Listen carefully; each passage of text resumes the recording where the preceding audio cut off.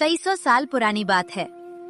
एक छोटे से गांव में घने जंगलों के साए में एक टूटा फूटा सा झोपड़ा था। उस झोपड़े में रहता था एक गरीब परिवार। पिता हरि, जिनकी आंखें हमेशा नम रहती थीं, क्योंकि जीवन ने उन्हें बहुत कुछ छीन लिया था। माँ लक्ष्मी, जो दिन रात मेहनत करती फिर भी मुस्कुराती रहती, ताकि उनके बच्चे कभी ये न महसूस करे कि वे गरीब हैं। और उनकी दो लाडली बेटियां, बड़ी राधा, समझदार, शांत, गहरी आंखों वाली, जिसे बोलने वाले पक्षियों की भाषा समझने की ईश्वरीय शक्ति मिली थी, और छोटी सीता, जिसकी हंसी में जादू था, जिसकी मासूमियत घर की सारी उदासी को एक पल में उड़ा देती थी। हरि का शरीर अब साथ नहीं देता था। उनकी पीठ झुक चुकी थी, हाथ कांपते थे, लेकिन सबसे ज्यादा कांपता था उनका दिल जब वे अपनी बेटियों को जंगल में लकड़ियां काटने भेजते थे।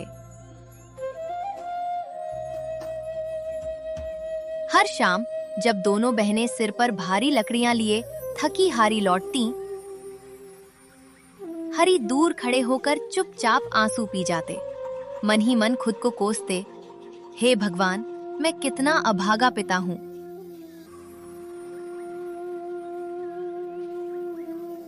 एक शाम थी। सूरज डूबने की कगार पर था। आसमान लाल नारंगी हो रहा था। दोनों बहनें जंगल से लौट रही थीं। तभी एक प्राचीन विशाल बरगद के पेड़ की ऊपरी टहनी पर दो जादुई परिंदे बैठे थे। उनके पंखों में सुनहरी सुनहरी किरणें खेल रही थीं, लेकिन उनकी बातें दिल को चीर देने वाली थीं। अरे भाई, देखो तो जरा, कितनी कोमल, कितनी प्यारी लड़कियां आ रही हैं, जैसे फूलों सी नाजुक, जैसे चांदनी सी पाक और साफ। हाँ, बाहर से जितनी सुंदर है, हाँ, दिल से उससे कहीं ज्यादा नेक और पवित्र। लेकिन अफसोस, हाँ, इन मासूमों की किस्मत तो जैसे काला साया बन चुकी है। क्यों?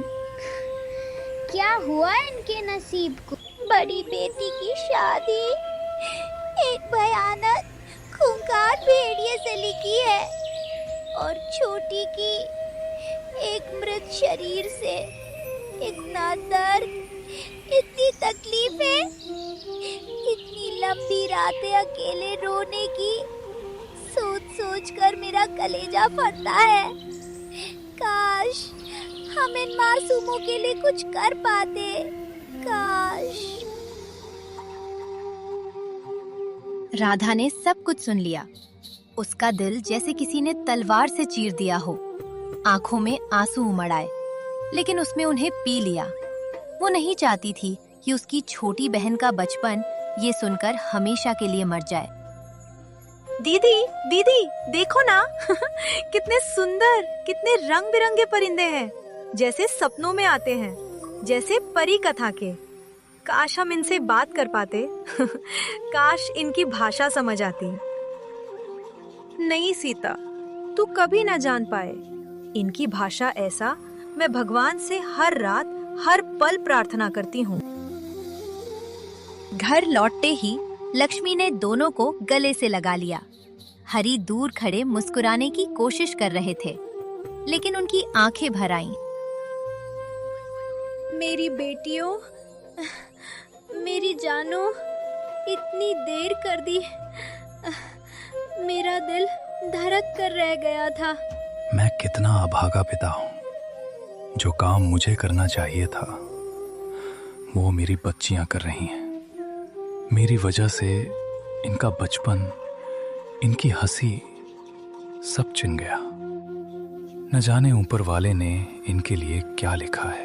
पापा, ऐसा मत कहिए। आपने हमें कितनी मुश्किलों से पाला है, कितनी रातें भूखे सोकर हमें खिलाया है। अब हमारा फर्ज है आपका साथ देना। जो लिखा है वो तो होकर रहेगा।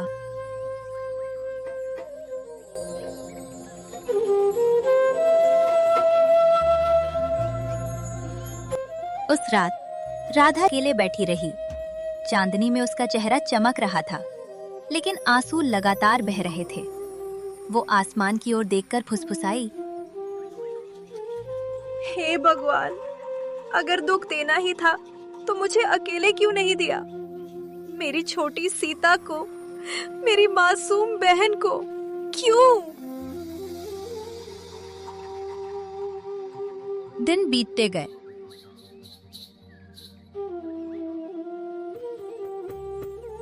राधा का चेहरा दिन प्रतिदिन मुरझाता गया।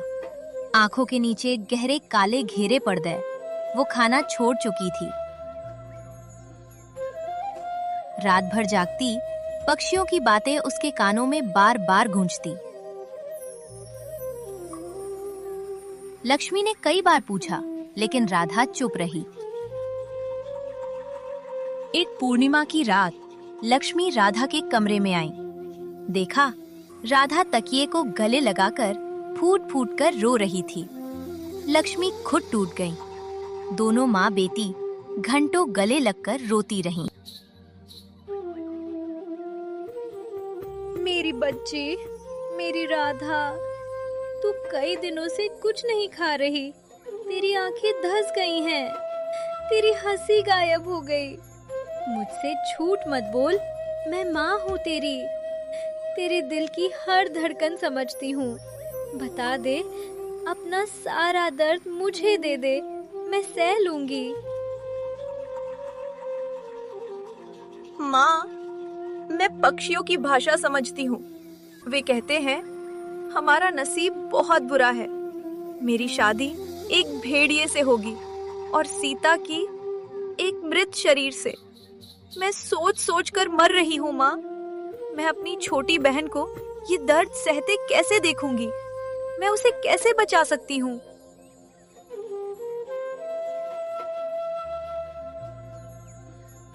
पूरा परिवार सदमे में डूब गया। सीता को अभी कुछ नहीं बताया गया था। हरि ने फैसला किया, वे खुद परिंदों से बात करेंगे। अगली सुबह चारों जंगल गए। राधा ने परिंदों से बात की। तुम इतने दिन से हमारी किस्मत के बारे में कह रहे हो।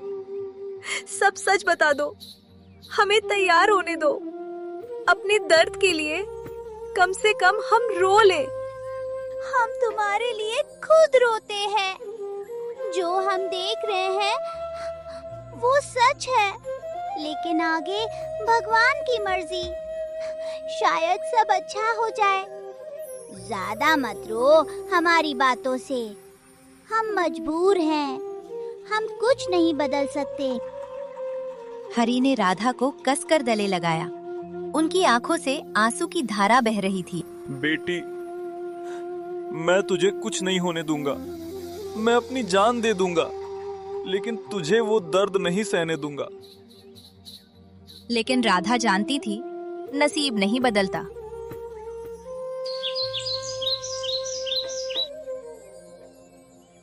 हरि रात भर पैदल चलकर दूर जंगल में महात्मा जी के पास गए। सुबह महात्मा जी को साथ लाए। महात्मा जी ने आंखें बंद की, ध्यान लगाया और जब आंखें खोली तो खुद रो पड़े। परिंदों की हर बात सच है। इस महीने के अंत में एक भेड़िया आएगा। बड़ी बेटी को उसके पीछे जाना होगा, वरना पूरा परिवार, सब कुछ नष्ट हो जाएगा। छोटी बेटी का भविष्य अभी मुहूर्त नहीं। नहीं, मेरी बच्ची को मैं किसी भेड़िए के हवाले नहीं करूंगी। मैं पहले मर जाऊंगी। महीने का आखिरी दिन आया। शाम ढलते ही दरवाजे पर एक विशाल भयानक भेड़िया आ खड़ा हुआ। उसकी आंखें लाल थीं, लेकिन उनमें एक गहरी उदासी झलक रही थी। वो कुछ देर खड़ा रहा, फिर धीरे धीरे जाने लगा। राधा ने माँ पिता के पैर पकड़ लिए। सबकी आंखों से आंसू नदियां बनकर बह रहे थे। माँ, पापा, मुझे जाना होगा। अगर मैं नहीं गई तो आप सब मर जाएंगे। मेरी बलि से आप बच जाएंगे।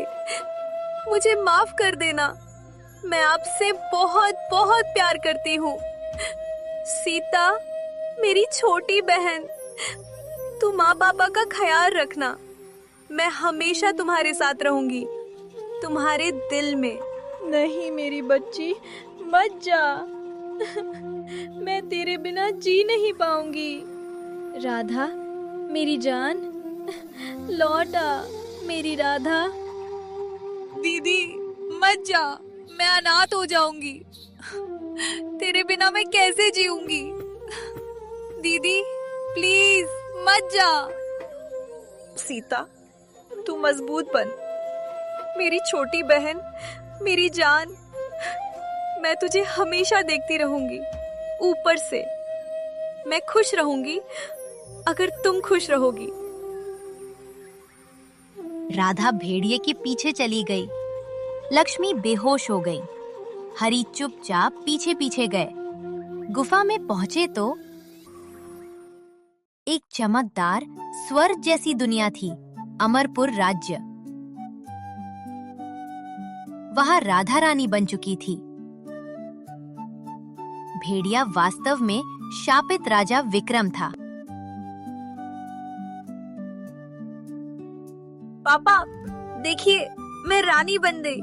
वो भेड़िया नहीं, मेरे पति हैं। वो बहुत अच्छे हैं। मैं बहुत खुश हूँ, सच में।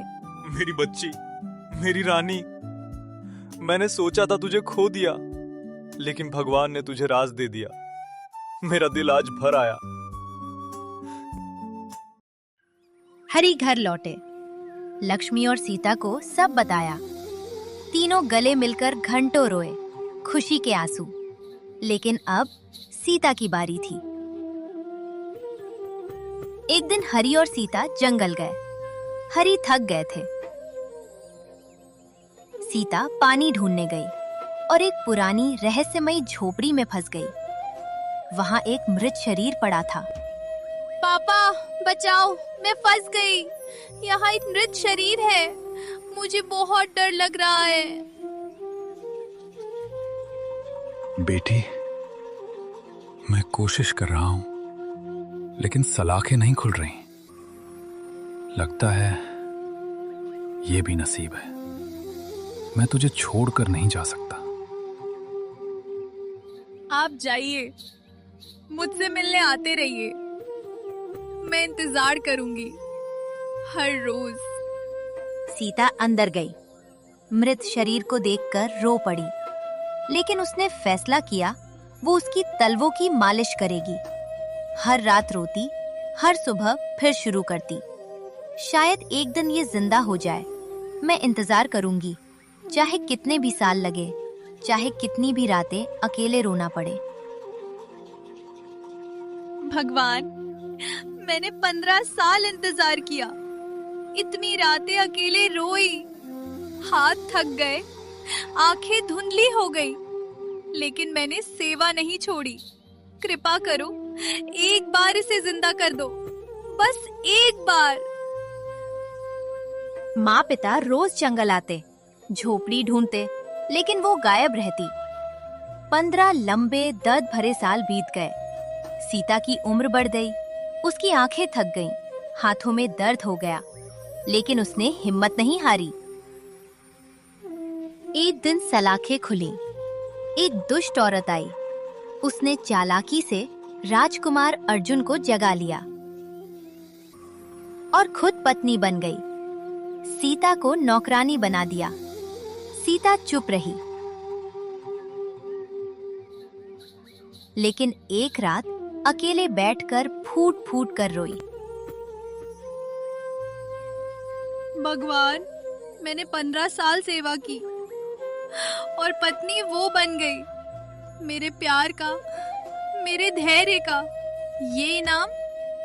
राजकुमार ने सब सुन लिया। सच्चाई सामने आई। तुमने मेरी जान बचाई, 15 साल बिना स्वार्थ सेवा की। तुम्हारा प्यार, तुम्हारा धैर्य मेरे सामने में कुछ भी नहीं। मुझे माफ कर दो। आज से तुम ही मेरी जिंदगी हो, मेरी रानी हो। एक दिन सीता अपने माता पिता से मिलने आई। राधा भी अपने महल से आई। दोनों बहनें एक दूसरे को देखकर रो पड़ी। माँ पिता ने दोनों को गले लगाया। मेरी बच्चियों, मेरी रानियों, तुमने इतना दर्द सहा, इतनी रातें अकेले रोई, इतना लंबा इंतजार किया। आज मेरा दिल भर आया है। हम फिर से पूरा परिवार है। मेरी दोनों बेटियां, मेरी जान। भगवान ने हमें दुख दिया था, लेकिन अंत में उसने हमें स्वर्ग दे दिया। मेरी बेटियां, मेरी शान, आज मैं सबसे अमीर पिता हूँ। और उस दिन के बाद उस छोटे से झोपड़े में फिर से हंसी गूंजने लगी। दो बहनों की त्याग, प्यार, धैर्य और बलिदान की कहानी सदियों तक गाई जाती रही कि नसीब भले ही काला लिखे, लेकिन सच्चा प्यार और हिम्मत उसे हमेशा रंगीन बना देती है। अगर आपको ये कहानी पसंद आई हो तो इसे अपने दोस्तों के साथ शेयर करें और चैनल को सब्सक्राइब करना ना भूलें।